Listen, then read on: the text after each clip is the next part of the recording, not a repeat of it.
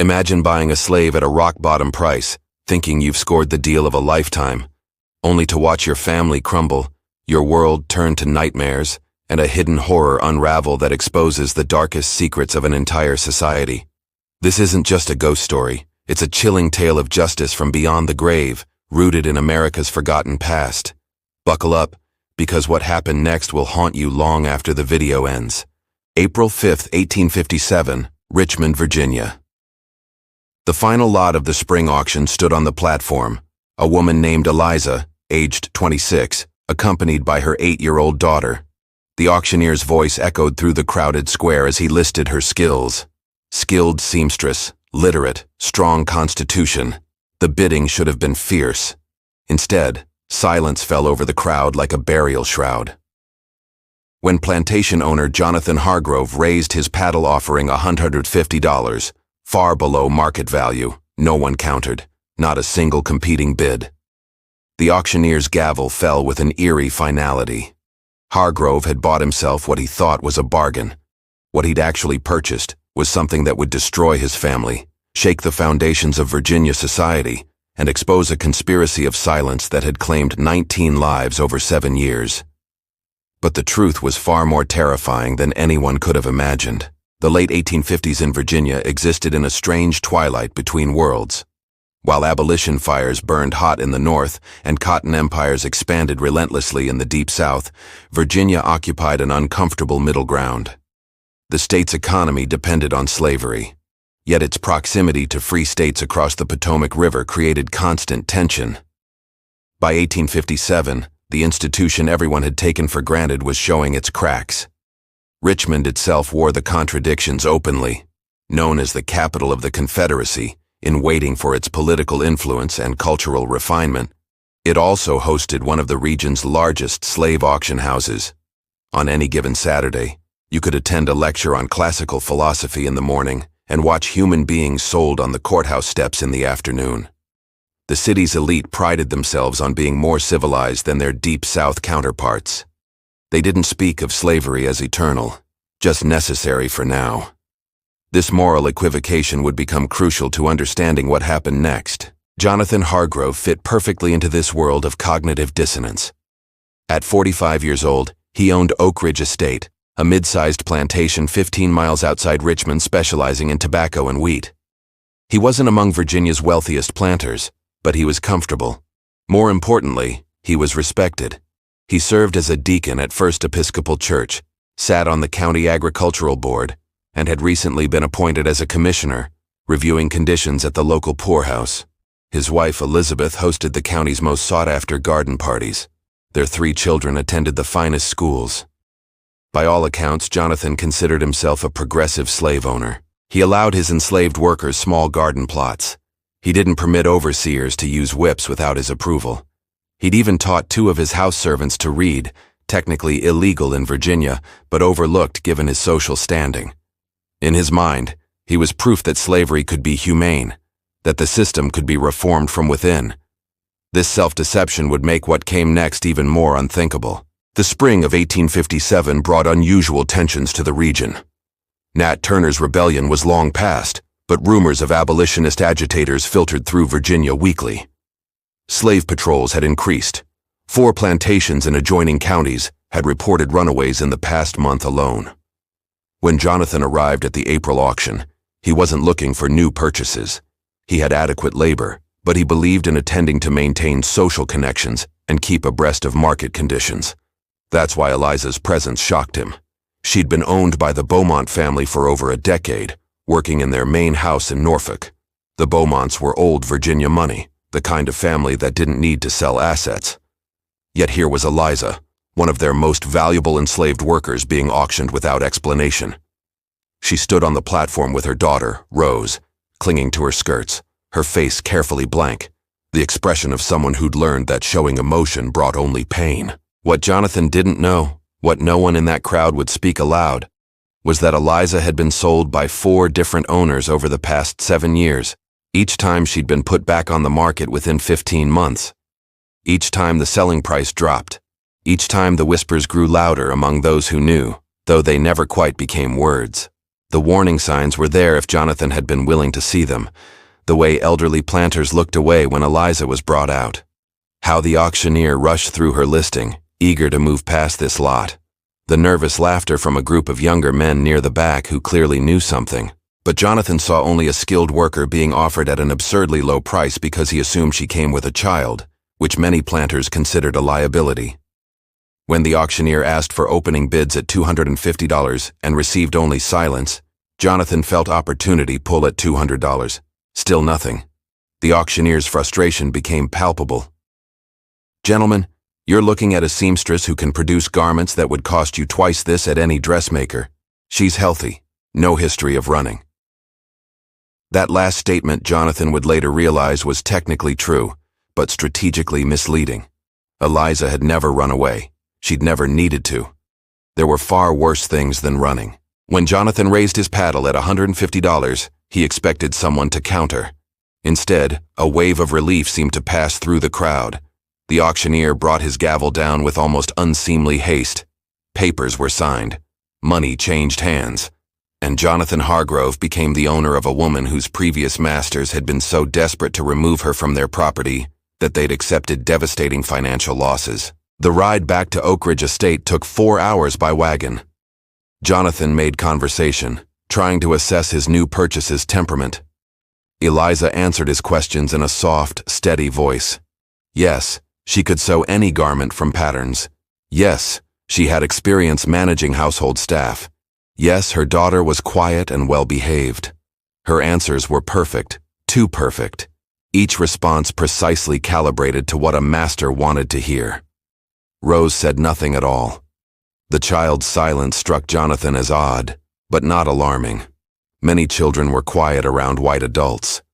What he didn't notice was how Rose kept her eyes fixed on the road ahead, never looking directly at him, or how her small hand gripped her mother's with white-knuckled intensity, or how Eliza's other hand occasionally moved to her daughter's back in small rhythmic circles, a gesture of comfort that suggested the child needed constant reassurance.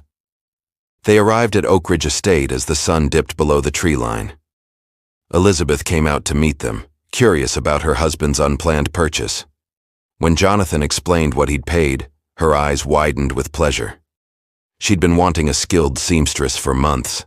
The current household servants could handle basic mending, but Elizabeth had ambitions of producing garments fine enough to compete with Norfolk dressmakers. "Put her in the small cabin behind the kitchen house," Elizabeth instructed. "She and the child can have it to themselves. Tomorrow we'll assess what she can do." That night, Oak Ridge Estate's 12 enslaved workers gathered in the quarters after the big house's lamps went dark. They'd seen the new arrivals. In the complex social hierarchy that existed within slavery, everyone wanted to know where Eliza would fit. Was she someone who would cooperate with the group's unspoken rules and small resistances? Or was she one who sought favor by reporting others' infractions? But there was something else in their whispered conversation that night, something that wouldn't reach Jonathan's ears for months. A few of the workers had connections to enslaved people on other plantations. Stories traveled through the underground network that linked Virginia's enslaved population, and some of those stories involved a woman named Eliza who'd passed through 4 plantations, leaving only silence and fear in her wake. "My cousin worked at the Caldwell place," whispered Elijah, Oak Ridge's blacksmith. "Said Eliza was there for a year. Said nothing happened exactly, but everything felt wrong. Then one day, without warning, she was sold." "What do you mean nothing happened?" asked Martha, who managed the kitchen house. Elijah shifted uncomfortably. "That's just it," he couldn't say. "Just that people started having bad dreams, started seeing things in corners of their vision, started feeling like they were being watched even when no one was there. And it all centered around her cabin." "That's foolishness," Martha said, but her voice carried no conviction. "Maybe," Elijah replied. "But 4 plantations in 7 years and nobody willing to bid against Master Jonathan today. That means something." In her cabin, unaware of these conversations, Eliza sat on the edge of the narrow bed. Rose was already asleep, her small body curled into a tight ball. Eliza's face, which had been carefully neutral all day, finally showed something else. Not fear, not sadness, something ancient and knowing and patient as stone. She reached into the small bundle that contained everything she owned, past the spare dress and the sewing kit that proved her value. Her fingers found what she sought. A small cloth bag no bigger than a thumb filled with graveyard dirt and roots, and something else that would have no name in English. She held it close to her chest for a moment, whispering words in a language that predated her enslavement by centuries. Then she tucked it back into her bundle and lay down beside her daughter. Tomorrow she would sew and smile and be whatever Elizabeth Hargrove wanted her to be, because Eliza had learned patience during 7 years and 5 plantations. She'd learned that masters always revealed themselves eventually, and she'd learned that some forms of justice moved slower than law, but far more thoroughly than any human institution. What Jonathan Hargrove didn't know, what he couldn't know, was that he hadn't bought a bargain. He'd bought a reckoning, and it had just moved into the cabin behind his kitchen house. The escalating incidents. The first month passed without incident. Eliza proved everything Jonathan had hoped for. Her needlework was exquisite. She produced 3 dresses for Elizabeth that drew envious compliments from every woman in the county. She moved through the household with quiet efficiency, requiring no supervision. Rose remained silent and watchful, but she caused no trouble and helped with simple tasks. Jonathan congratulated himself on his shrewd purchase at auction. The first sign that something was wrong came in late May. Elizabeth's garden began to die. Not all at once, but section by section, starting with the bushes closest to Eliza's cabin. The leaves turned black at the edges, curling inward as if burned from within. Elizabeth called for the county's best gardener, who examined the soil and found nothing wrong. No insects, no disease, no explanation. He suggested replanting in the fall, charging Jonathan $20 for essentially shrugging his shoulders. The same week, Jonathan's hunting dogs stopped eating, all 4 of them simultaneously. They'd crouch at the edge of their pen, hackles raised, staring at something no human could see. The veterinarian Jonathan summoned found them physically healthy but diagnosed them with nervous dispositions. Within a week, 2 had died despite showing no signs of illness.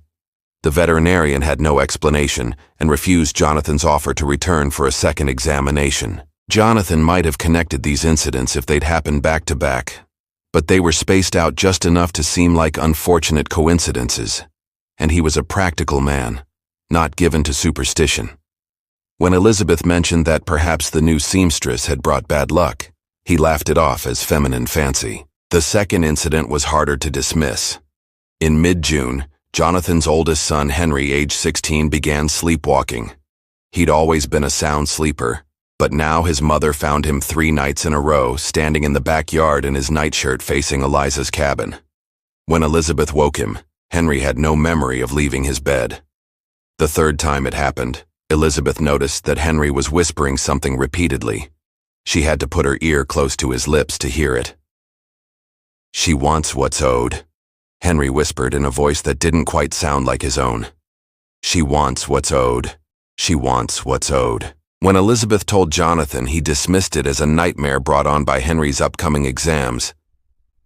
But that night, Jonathan lay awake listening to the sounds of his house settling.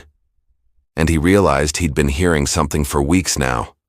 A rhythmic sound, like someone walking back and forth, that seemed to come from everywhere and nowhere. He'd been unconsciously ignoring it, his mind refusing to acknowledge what his ears kept reporting. The following Sunday during church services, Henry had what the town doctor called a fit. In the middle of Reverend Thompson's sermon about the Good Samaritan, Henry stood up and began screaming. The words poured out in a torrent, accusations of theft and murder and crimes that made no sense. He screamed that hands were reaching up from the ground beneath the church, that everyone's faces were melting, that God had left the building years ago because of what they'd all allowed to happen. It took 4 men to restrain him. They carried him out to the churchyard, where he finally collapsed, weeping. When he came to himself, Henry remembered nothing. The doctor diagnosed epilepsy, a condition that carried enormous social stigma. Jonathan spent a fortune on consultations with specialists in Norfolk, all of whom prescribed different useless treatments. But Jonathan, for all his practical nature, couldn't ignore what Henry had said during his fit. One phrase stuck in his mind like a splinter. She wants what's owed.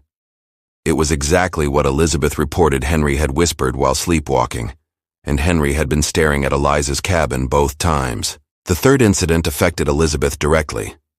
In early July, she began experiencing what she called visitations. She'd be sewing in the parlor or writing letters at her desk when she'd feel a presence behind her.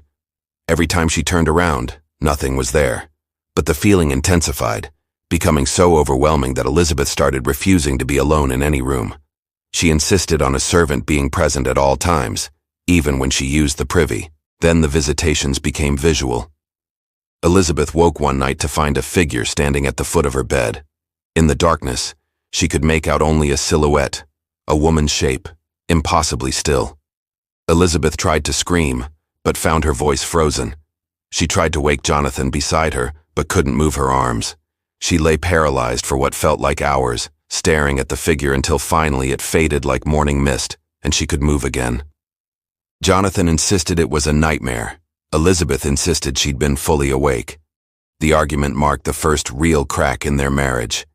The visits continued, always at night, always the same figure at the foot of the bed.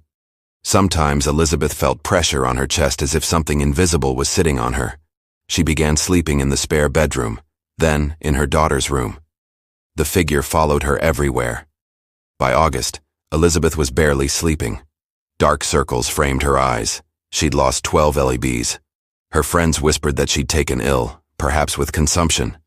The truth, that she believed she was being haunted, remained unspoken because Elizabeth understood what happened to women who made such claims.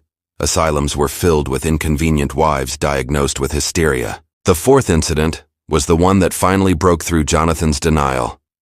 Eliza, the plantation's blacksmith, was found in his workshop on August 12th. He'd hanged himself from the rafters. The whole plantation went into shock. Eliza had been well liked, showing no signs of despondency. Jonathan discovered a note tucked into Eliza's tool chest, written in shaky handwriting that barely resembled Eliza's normal script. "I can't stop the dreams." The note read, "Every night I see what we've done, what we're doing, what we'll keep doing until someone stops us. She showed me. She made me see all of it. Every soul sold. Every family torn apart. Every child taken from their mother's arms. It's piled up like corpses. And we're building our lives on top of the bodies. I can't carry it anymore. I can't carry any of it. God help me. God help us all." Jonathan read the note 3 times. Each time one detail jumped out at him. "She showed me." He interviewed the other enslaved workers.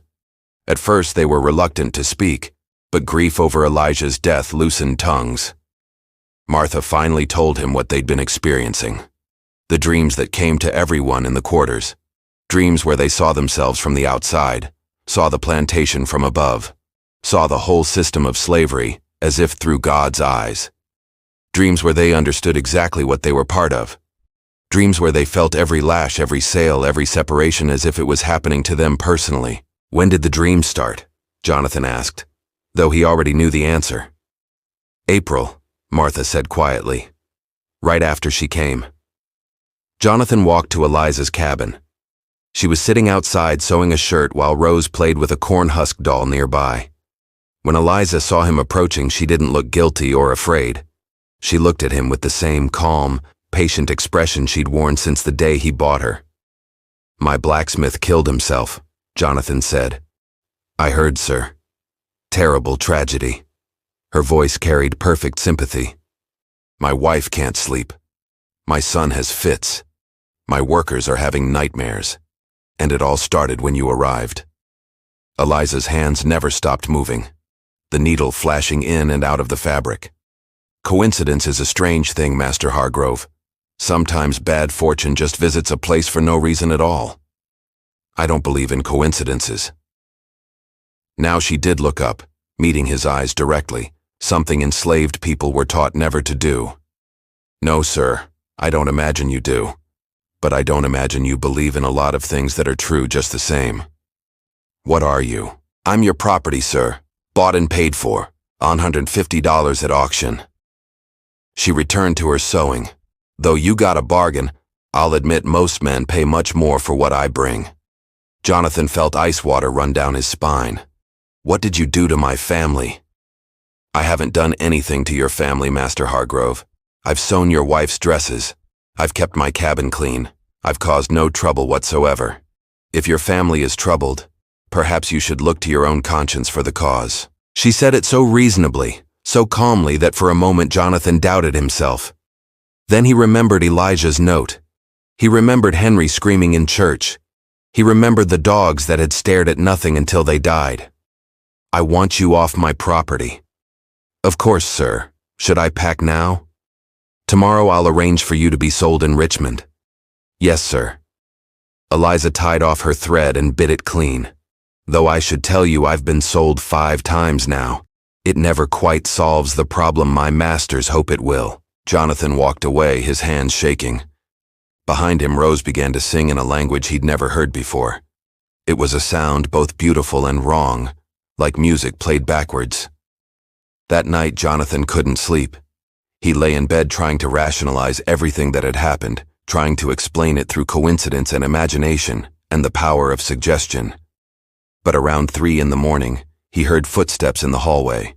Slow, deliberate, coming closer to his door.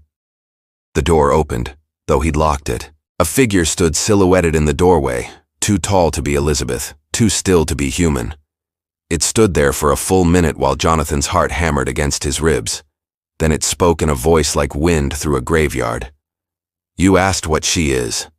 She is a reminder. She is what you pretend doesn't exist. She is every prayer you've ignored and every sin you've justified. She is consequence given form. And I am what happens when consequence is ignored for too long." The figure stepped forward, and moonlight from the window fell across its face. Jonathan screamed. The face looking down at him was his own. Jonathan Hargrove didn't show up for breakfast the next morning. Elizabeth found him in his study where he'd apparently spent the entire night. Papers were scattered across his desk. Letters, ledgers, auction records dating back years. His eyes were red-rimmed and wild. His hair stood on end, and when Elizabeth touched his shoulder, he jerked away as if burned. "I found the others," he said, his voice hoarse. "All of them. I found all of them." He'd spent the night doing what no one else had bothered to do, tracing Eliza's ownership history. He'd ridden to neighboring plantations to examine their records. He'd woken up fellow planters to demand answers about the woman they'd all been so eager to sell, and what he discovered made his blood run cold. Eliza hadn't just been sold 5 times. She'd been on 8 plantations over 9 years. Each time she'd been purchased at steadily decreasing prices as word spread among Virginia's planter class. Each time she'd stayed between 9 and 16 months, and each time she left, something terrible had happened. At the Caldwell plantation in 1848, where she'd first appeared, purchased from a slave trader who claimed she'd come from Georgia. The owner's wife had developed a mysterious illness. She'd wasted away over 12 months despite the best doctor's efforts, all while claiming she felt something feeding on her during the night. She died 4 weeks before Eliza was sold. The autopsy revealed nothing. At the Caldwell plantation in 1849, 3 enslaved workers had killed themselves over the course of a year. All 3 left notes describing dreams and visions similar to what Elijah had experienced. The plantation's overseer had also taken his own life, hanging himself from the same tree where he'd previously whipped enslaved workers. His note read simply, "I saw what I am." At the Beaumont estate in Norfolk in 1851, the family's teenage daughter had stopped speaking entirely. For 10 months, she'd been perfectly mute, though doctors found no physical cause. She'd communicate only through writing, and her letters to her parents contained accusations of crimes they'd never committed, except they had indirectly through their participation in slavery. The girl was eventually sent to an asylum. She began speaking again the day after Eliza was sold. The pattern repeated at each plantation. Psychological torment, unexplained illnesses, suicides, the breakdown of the enslaver's family, and then Eliza would be sold again, usually at a significant loss, with everyone involved maintaining a conspiracy of silence about why she was really being removed. "Why didn't anyone tell me?" Jonathan shouted at Elizabeth. "Why didn't someone warn me?" But he knew the answer. Because admitting that Eliza was somehow causing these things would require admitting that the enslaved had power beyond what their masters could control. It would require acknowledging that there were forces in the world their Christianity and rationality couldn't explain. It would require confronting the possibility that their victims might have access to justice that existed outside white law. So instead, Virginia's planter class had played a game of musical chairs with Eliza, passing her from plantation to plantation. Each owner hoping the curse, because that's what it was, even if none of them would say the word, would lift once she was someone else's problem. Jonathan sent for the county sheriff that morning. Thomas Whitaker arrived by noon, skeptical and impatient. He'd known Jonathan for 25 years and considered him a reasonable man. This story about a cursed slave woman seemed like fever dreams brought on by overwork. "What exactly are you accusing this woman of?" Whitaker asked. "I don't know," Jonathan admitted. "But people die around her or go mad or kill themselves. Something is wrong with her." Whitaker's face hardened. Accusations of witchcraft were dangerous in 1857 Virginia. Too reminiscent of Salem's madness. Too likely to make the entire county look backward and superstitious. "Do you have any evidence of this alleged witchcraft?" Jonathan couldn't produce any. No potions or hexes, no witnesses to rituals, just a trail of tragedy. And a woman who looked at him with knowing eyes. "I can't arrest someone for bad luck following them," Whitaker said. "If she's broken no laws, there's nothing I can do." After Whitaker left, Jonathan made a decision that would change everything. He called for Samuel Dawson, a slave trader based in Richmond. Dawson had a reputation as someone who'd buy anyone for the right price and ask no questions. If Jonathan could just get Eliza off his property, maybe the curse would lift. But when Dawson arrived and Jonathan explained what he was selling, the trader's face went pale. "The woman from the spring auction?" Dawson asked. "The one nobody bid on. You know about her?" "Everyone knows about her." "Christ, Hargrove, did you not wonder why she went for $150? I wouldn't take that woman if you paid me. I'd rather transport a rabid dog." "So you admit there's something wrong with her?" "I admit that bad things happen around her. Whether that's coincidence or curse or just unfortunate timing, I don't know, and I don't care to find out. Sell her yourself if you can find a buyer. I want no part of it." Jonathan was trapped. He owned a piece of property he couldn't sell and couldn't keep. That afternoon, in desperation, he did something he'd never done before. He went to the enslaved quarters to speak directly with his workers without any pretense of authority. They gathered in Martha's cabin, 12 people who'd watched their master's world begin to crumble. Jonathan asked them what they knew about Eliza. At first, no one would speak. Then Martha, who had nothing left to lose after Elijah's death, told him what they'd pieced together through the slave network that connected all of Virginia's plantations. Eliza, they said, was what some called a root worker, or conjure woman. She practiced a form of African traditional religion that had survived the Middle Passage and been hidden carefully from white eyes for generations. But Eliza was different from typical conjure women who use their power to protect and heal their communities. Eliza used hers for something else. "She's a curse given human form," Martha said. "She doesn't attack people directly. She makes them see truth. She makes them feel what they've done to us. Every lash they've given, every family they've torn apart, every soul they've broken. She pulls it all up from where they've buried it in their minds and makes them live with it." "Can it be stopped?" Jonathan asked desperately. "Can what you've done be stopped?" Martha replied. "Can you unsell the people you've bought? Can you give back the lives you've taken? If you can do that, maybe her power stops. But if you can't," she shrugged, "then you live with it, like we've had to live with what you've done to us." Jonathan stumbled out of the cabin, understanding finally that he was facing something his worldview had no room for. He'd built his entire life on the premise that enslaved people were lesser beings without full souls, without real power. But here was evidence that they had access to forces that could destroy him. Despite all his legal and social authority, that night, he sat in his study with his father's pistol, contemplating whether Elijah had found the only real escape. The gun felt heavy in his hand, so easy to solve everything with a single shot. As he sat there in the darkness, he heard singing from Eliza's cabin. That same wordless melody Rose had sung, but now with Eliza's voice joining in harmony. The sound was beautiful and terrible, and it seemed to reach inside his chest and squeeze his heart. In that moment, Jonathan understood with perfect clarity that he was going to die. Not tonight, perhaps, but soon. Eliza had marked him the same way he'd marked enslaved people with brands and bills of sale. He was her property now in a way that was more profound than any legal document. The singing stopped.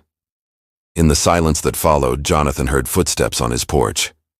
The door opened without anyone touching the handle, and Eliza stood in his doorway, backlit by moonlight, looking at him with those calm, knowing eyes. "You can't kill what's already dead, Master Hargrove," she said softly, "and you can't escape what you've earned. The question you should be asking isn't how to stop this.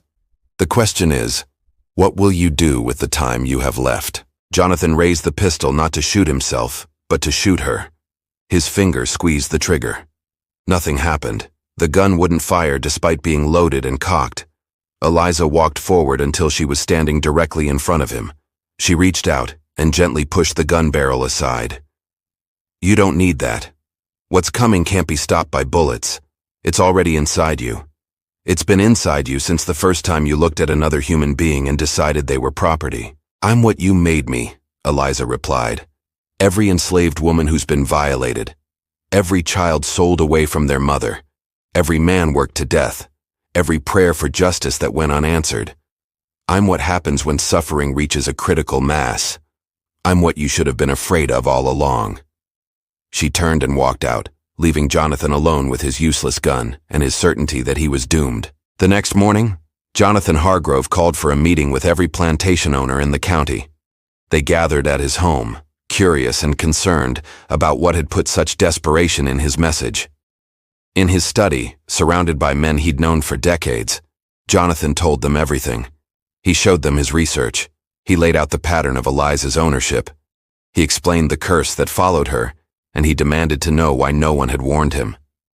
The room fell into uncomfortable silence. Finally, old Reginald Fairmont, the county's wealthiest planter, spoke up. "We don't talk about it," he said simply, "because talking about it means admitting that he meant enslaved people, have power we don't understand. And if we admit that, then everything we've built becomes questionable. How can we justify slavery if the enslaved have access to forces we can't control? So you've all just been passing her around, hoping the problem resolves itself." "What else can we do?" Fairmont said. "We can't prove she's doing anything wrong. We can't explain how she does it. So we pretend it's coincidence and sell her when things get too bad. It's worked well enough for 9 years. "It's not working anymore," Jonathan said. "My blacksmith is dead. My son is damaged. My wife is broken, and you all knew this would happen and said nothing." The meeting dissolved into arguments. Some wanted to involve the church to perform an exorcism. Others wanted to pool money to ship Eliza west, making her someone else's problem. A few suggested simply killing her and disposing of the body, though no one wanted to volunteer for the task. While they argued, Elizabeth Hargrove had a revelation. She'd been listening from the hallway, and something Martha had said earlier crystallized in her mind. Eliza didn't attack people directly. She made them see truth. She made them feel the weight of their own sins. Elizabeth walked into the study, interrupting the men's debate. "What if we free her?" she said. The room went silent. "Free her," Jonathan repeated. "If her power comes from injustice, then removing the injustice removes her power. Free her. Free all of them. Sell the plantation. Leave Virginia. Start over somewhere else." The suggestion was so radical that several men laughed, but Elizabeth pressed on. "You all see what's happening. You all know this is divine judgment or something close to it. You can keep fighting it and keep dying, or you can do the right thing and end it." Reginald Fairmont stood up, his face red with fury. "Madam, you're suggesting we destroy our entire way of life because of one woman's bad luck." "I'm suggesting," Elizabeth said coldly, "that our way of life is built on sin, and sin has consequences. We've ignored those consequences by pretending the people we enslave aren't fully human. But Eliza is proving they are, and that they're more powerful than we ever imagined." The meeting ended badly. Most of the planters left convinced that both Jonathan and Elizabeth had gone mad. But a few stayed behind. Men who'd also experienced unexplained tragedies on their plantations. Men who'd sold Eliza or bought her or heard the whispers about her. They gathered in small groups in Jonathan's yard, speaking in low voices about possibilities that terrified them. What if Elizabeth was right? What if the only way to break the curse was to end slavery itself? But if they admitted that, they'd have to face what they'd done, not just to Eliza, but to all the people they'd enslaved. The weight of that moral accounting was too heavy for most of them to bear. While the men argued about metaphysics and morality, the real investigation was being conducted by someone else entirely, Henry Hargrove. Henry had been changed by his experiences. The fits had left him with strange sensitivities. He could see things others couldn't, feel presences that remained invisible to normal sight, and he was determined to understand what had happened to him. He went to Eliza's cabin that evening without his father's knowledge. Rose answered his knock, looking at him with eyes far too old for an 8-year-old child.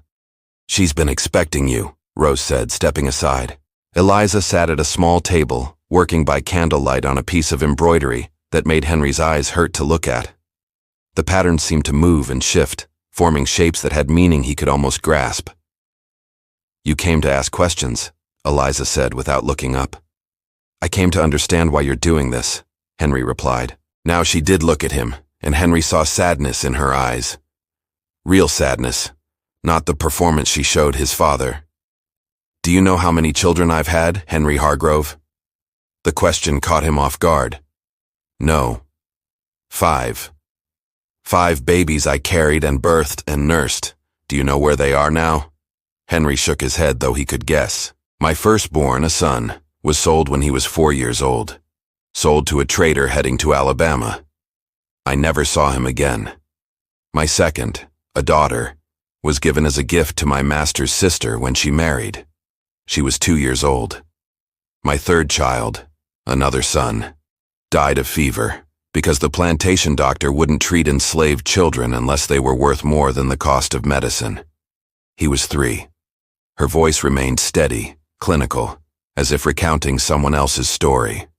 "Rose is my 5th, my last, and I will do anything, to keep her with me. That's what this is about, keeping your daughter. Partially, but it's also about making you see. All of you. You live in a world of your own making where you've convinced yourselves that what you're doing is acceptable, that it's ordained by God or justified by economics or just the way things are. But it's not. It's horror. It's evil so profound that future generations will look back at you with the same disgust you feel when you read about ancient Rome feeding Christians to lions. Then why not just kill us?" Henry asked. "You clearly have the power."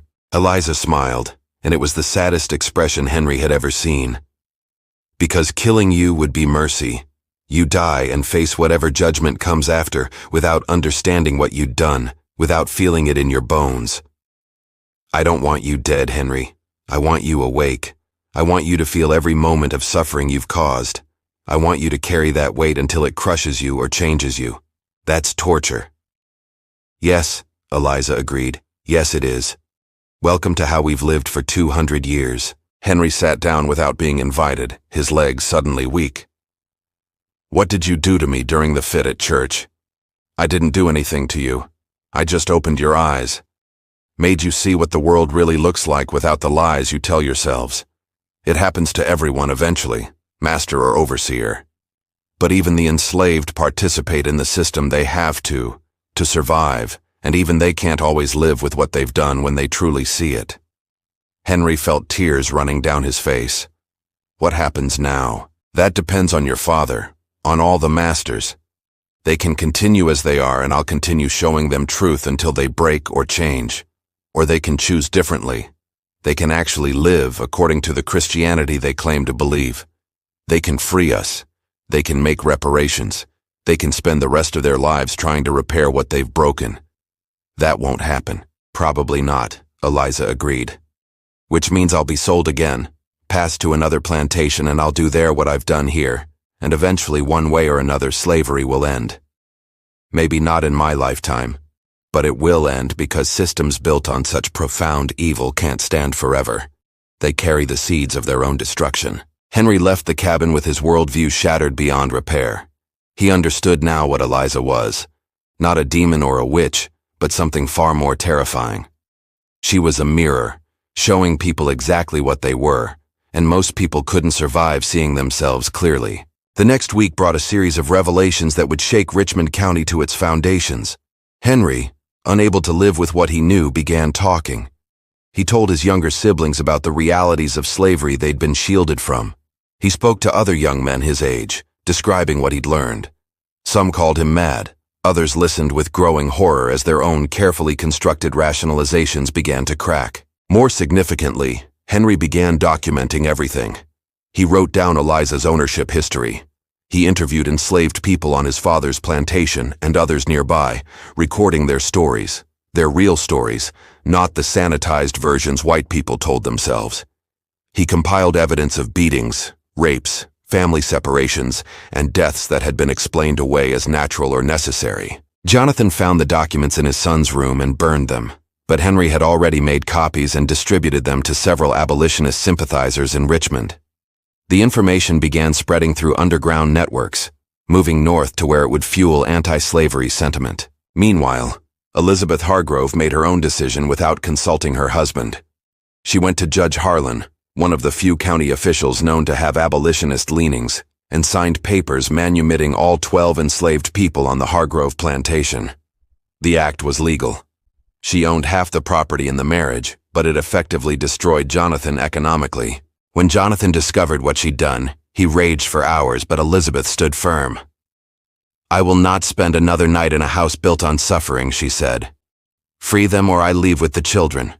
Those are your choices." Jonathan found himself trapped between economic ruin and family dissolution. He chose family, though it broke something in him. The manumission papers were filed. Martha, Elijah's widow, and the others were legally freed. Most chose to leave Virginia entirely, heading north to Maryland, where they could build lives without the constant threat of being re-enslaved. But Eliza remained because she and Rose were Jonathan's property alone, not joint property with Elizabeth, and Jonathan refused to free them.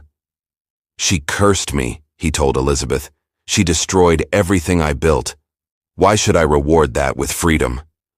"Because it's the only way to end this," Elizabeth pleaded. "Can't you see? The more you hold on, the worse it gets." But Jonathan's pride wouldn't allow it. He'd lost his workers, his wealth, his standing in the community. The plantation was failing. His friends avoided him. His church had asked him to step down from the board. He had nothing left except his ownership of Eliza and Rose, and he clung to that as his last piece of control. September brought unbearable heat and Jonathan's complete breakdown. He stopped sleeping entirely, convinced that if he closed his eyes, Eliza's curse would finish him. He took to carrying his pistol everywhere, though it still wouldn't fire when pointed at her.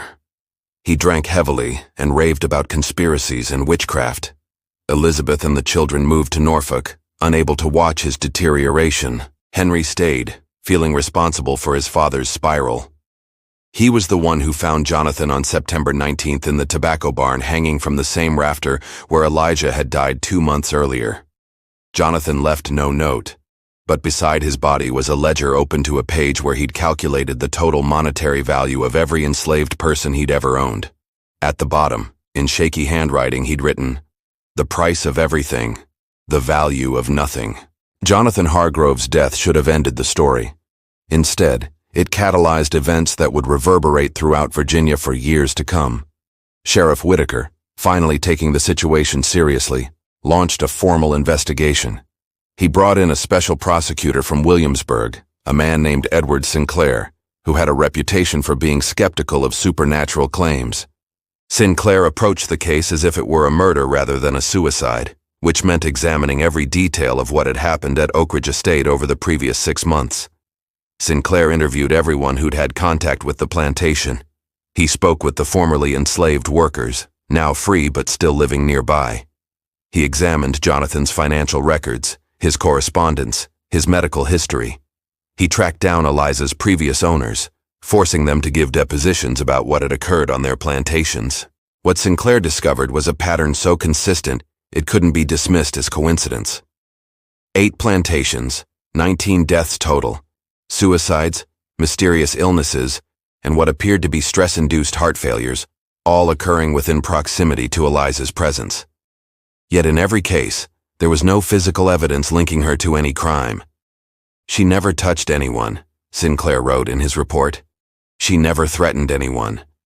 She never even spoke against her masters in any way that witnesses could confirm. Yet, wherever she goes, death follows. The question before this court is whether that constitutes a crime. The legal proceedings that followed were unlike anything Virginia had seen. Eliza was charged with practicing witchcraft, a crime technically still on the books, though rarely prosecuted. The trial began in November 1857 and became a sensation, drawing reporters from as far away as Boston. The prosecution argued that Eliza possessed supernatural powers that she used to torment her masters. They brought forth the previous plantation owners, who testified about the tragedies that had occurred during Eliza's time on their properties. They presented Elijah's suicide note. They called doctors who'd treated Elizabeth Hargrove for her nervous condition, provided by an abolitionist lawyer named Robert Langley, who had taken the case pro bono, turned the trial into something else entirely.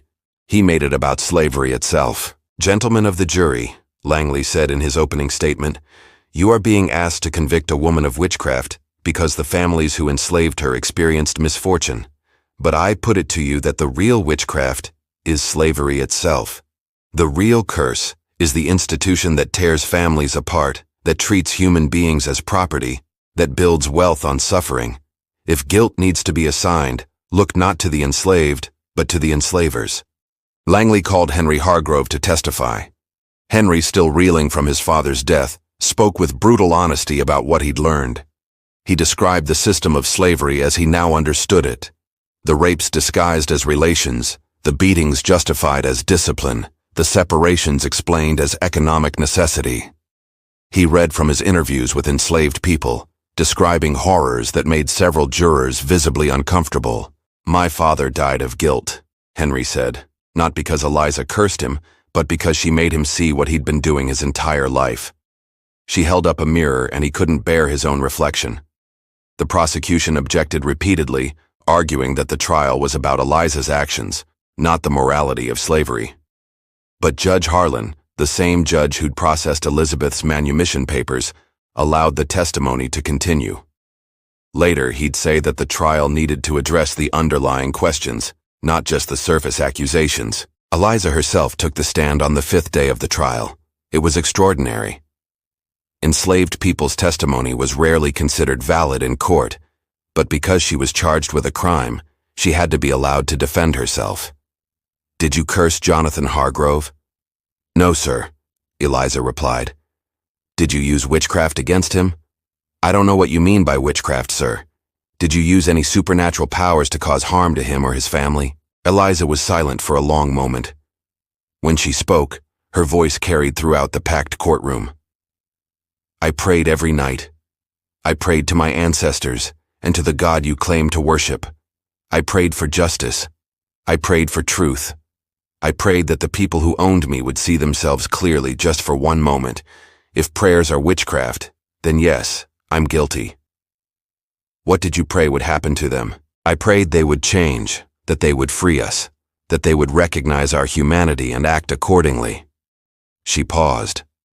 "If some of them couldn't live with that recognition, that's not my fault. That's theirs." The prosecution tried to prove she'd used physical components in her conjuring, roots, grave dirt, the traditional elements of hoodoo practice. They searched her cabin and found herbs in a small cloth bag, but the herbs were medicinal plants commonly used by enslaved people for healing. The bag contained dirt and roots, but nothing illegal. "These are protective charms," Eliza explained, "to keep my daughter safe, to protect us from harm." "Protective from what?" Sinclair demanded. Eliza looked at him steadily. "From people like you." The trial lasted 3 weeks. The jury deliberated for 4 days. When they returned, their verdict was complicated. They found Eliza not guilty of witchcraft. The evidence, they concluded, didn't prove she'd done anything supernatural, but they also recommended she be removed from Virginia for the public peace and safety. Judge Harlan, in an unusual move, took that recommendation and modified it.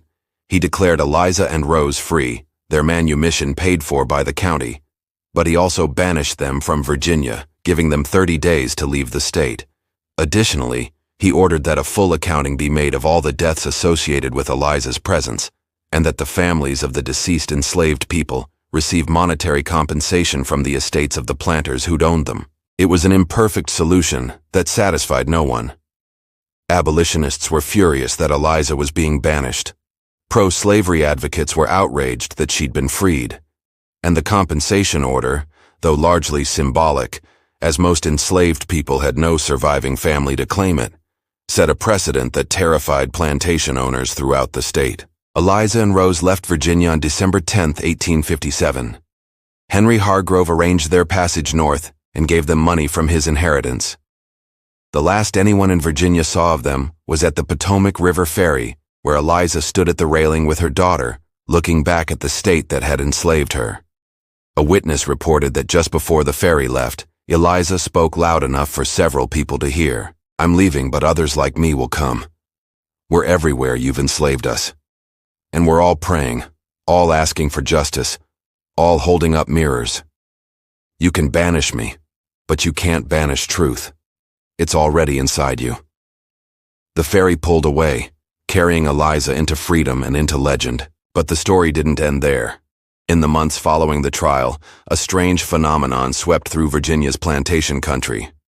Other enslaved women came forward claiming to be root workers or conjure women. Whether they actually practiced traditional African spirituality or were simply using Eliza's legend to terrify their masters, the effect was the same. Planters became paranoid, seeing curses in every misfortune. Several more plantations freed their enslaved workers, the owners claiming they'd rather face economic ruin than spiritual judgment. Others sold their enslaved people to Deep South traders and left Virginia entirely. A few died under circumstances eerily similar to what had happened at Oak Ridge Estate: suicides, mysterious illnesses, psychological breakdowns. Henry Hargrove became one of Virginia's most outspoken abolitionists. He traveled throughout the North giving lectures about his experiences. He published a book in 1858 titled The Mirror of Slavery, a Virginia tragedy that became a moderate bestseller in abolitionist circles. When the Civil War began, he joined the Union Army and survived to see emancipation. Elizabeth Hargrove used her portion of Jonathan's estate to establish a school for formerly enslaved people in Pennsylvania. She never remarried and devoted the rest of her life to education and charitable work. She died in 1888, having taught thousands of freed people to read. Martha, Elijah's widow, settled in Baltimore and became a prominent member of the AME Church. She often spoke about Elijah's death, framing it not as tragedy, but as awakening. "He saw truth," she'd say. "That's more than most white folks ever do. It killed him, but at least he died with his eyes open." As for Eliza and Rose, they vanished into the North. Rumors placed them in Pennsylvania, Canada, New York, anywhere the Underground Railroad reached. Some claimed Eliza continued her work, moving from community to community, serving as a healer and spiritual guide. Others said she'd given up conjure entirely, wanting only to raise her daughter in peace. The most persistent legend held that Eliza became involved with Frederick Douglass's abolitionist efforts, though there's no historical evidence for this. According to the legend, she met with Douglass before a major campaign and told him it would fail, but that his failure would succeed in ways his success never could. Whether true or not, the story demonstrates how Eliza had become a mythic figure, a symbol of enslaved resistance that existed outside the boundaries white people could control or understand. The Eliza case, as it became known in legal and abolitionist circles, represented something unprecedented in American history. It was the first time a court had been forced to confront the possibility that enslaved people possessed forms of power that existed outside white control. And while the verdict had been carefully worded to avoid affirming supernatural claims, the implications were profound. First, it challenged the fundamental premise of slavery that enslaved people were powerless beings who required white authority. Eliza's ability to psychologically torment her masters, whether through actual conjure or through the power of suggestion and guilt, demonstrated that the power relationship wasn't as one-sided as planters pretended. If enslaved people could access spiritual forces or psychological tactics that made their owners afraid, then the entire justification for slavery, that it was natural, necessary, and permanent, crumbled. Second, the trial had forced public discussion of slavery's actual practices in ways that were usually suppressed. Henry Hargrove's testimony about family separations, sexual violence, and systemic cruelty made it into newspapers throughout the North. While pro-slavery advocates dismissed him as a madman, his words planted seeds of doubt in readers who'd previously accepted slavery as a benign institution. Third, the case created a template for resistance that spread far beyond Virginia. The idea of the cursing slave, the enslaved person whose very presence brought misfortune to masters, became part of plantation culture throughout the South. Whether real conjure women were actually practicing or enslaved people were simply using masters' superstitions against them, the effect was real. Planters became more nervous, more paranoid, more aware that their victims might have agency they couldn't control. Historians would later debate whether Eliza actually possessed supernatural powers or was simply an extraordinarily skilled psychological manipulator who understood how to weaponize her master's guilt. The truth likely lies somewhere in between. African spiritual practices had survived the Middle Passage and were real systems of belief with their own internal logic. Whether they could cause the specific effects attributed to Eliza is unprovable. But what mattered was that people, both black and white, believed they could. Modern psychologists studying the case have suggested that what Eliza did, if we accept that she did something beyond coincidence, was remove the psychological defenses that allowed people to participate in slavery without constant moral anguish. She forced people to see enslaved people as fully human, to feel empathy for them, to understand the horror of what they were doing. For some, like Henry, this revelation led to reform and redemption. For others like Jonathan and Eliza, the weight of sudden moral awareness was unbearable. The Eliza case also highlighted the role of enslaved women in resistance movements. Most historical accounts of slave resistance focus on male figures, rebellions led by men, escapes organized by men. But women like Eliza represented a different form of resistance, one that worked through spiritual and psychological channels rather than physical force. This form of resistance was harder for white authorities to suppress because it was harder to detect and prove. In the broader context of American history, the Eliza case occurred at a crucial moment. In December 1857, just days after Eliza left Virginia, tensions over slavery escalated nationwide. The country was speeding towards civil war, and the moral questions slavery raised could no longer be contained through legal compromises or social conventions. Cases like Eliza's, which forced people to confront slavery's human costs, contributed to the growing sense that the institution couldn't be reformed, only ended. After the Civil War and emancipation, stories about Eliza became part of African American oral tradition. She was remembered as a trickster figure, a resistance heroine, a woman who'd used the master's own fears and guilt against him. Parents would tell children about the conjure woman who'd freed herself through spiritual power. The stories were embellished, transformed, made into moral lessons about standing up to injustice even when you seemed powerless. Some formerly enslaved people interviewed in the 1930s as part of the Federal Writers Project mentioned knowing about Eliza or knowing someone who'd known her. The accounts varied wildly. Some said she'd been a queen in Africa before being enslaved. Others that she'd learned conjure from her grandmother. Others that she'd been taught by Native American medicine workers. The truth had been obscured by time and legend. But the essential story remained. A woman had refused to be powerless and had made her enslavers pay for their crimes. The psychological horror of the Eliza case, the idea that guilt and moral awareness could be weaponized, anticipated later understandings of trauma and PTSD. Modern readers might see what happened to Jonathan Hargrove as a kind of forced moral reckoning where suppressed knowledge of wrongdoing suddenly became unavoidable. Whether Eliza caused this through spiritual means or psychological manipulation, or simply by being present as a constant reminder of slavery's evil, the result was the same: the collapse of the psychological structures that allowed participation in atrocity. The case also raised questions about the nature of curses and hexes that remain philosophically interesting. If a curse works by making someone aware of their own guilt, is it really supernatural? Or is it simply truth-telling with extra steps? Eliza's alleged power was to make people see themselves clearly, to remove the mental barriers that allowed them to live with their actions. In a sense, she was forcing them to have functioning consciences.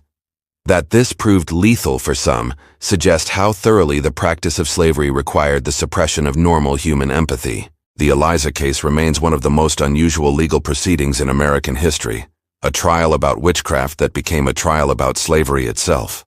Whether Eliza possessed actual supernatural powers, or was simply an enslaved woman whose presence forced uncomfortable moral reckonings, she achieved what violent rebellion rarely could. She made slaveholders question the foundations of their world. What do you think drove Jonathan Hargrove to suicide? Was it genuine supernatural forces, psychological manipulation, or simply the weight of his own guilt finally becoming unbearable? Could Eliza's methods, forcing people to see the truth of their actions, work today against modern injustices?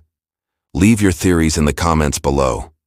The story of Eliza reminds us that power takes many forms, and that sometimes the most effective resistance comes not from force, but from holding up a mirror and forcing people to see themselves clearly.